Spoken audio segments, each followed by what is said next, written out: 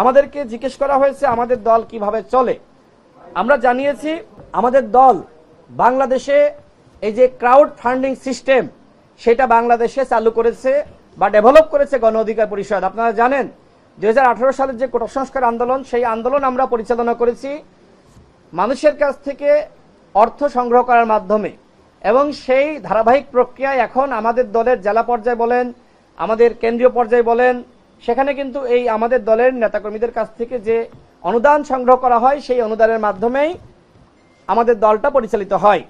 তারা আমাদেরকে যে প্রশ্ন করেছে যে আসলে আমরা কয়টি আসনে প্রার্থী দিব, আমরা স্পষ্ট জানিয়েছি যে গণ অধিকার পরিষদের সিদ্ধান্ত রয়েছে 300 আসনে নির্বাচন করার। এখনো পর্যন্ত আমরা এই সিদ্ধান্তের মধ্যে রয়েছি। আমরা ইতিমধ্যে 36টি আসন আনুষ্ঠানিকভাবে ঘোষণা করেছি, আরও কয়েকটি আসন আমরা জেলা পর্যায়ে সমাবেশের মাধ্যমে ঘোষণা করেছি। সব মিলিয়ে আমরা 50টি আসন আমরা ঘোষণা করেছি। আমরা আরও 100টি আসন খুব দ্রুত সময়ের মধ্যে আমরা ঘোষণা করব।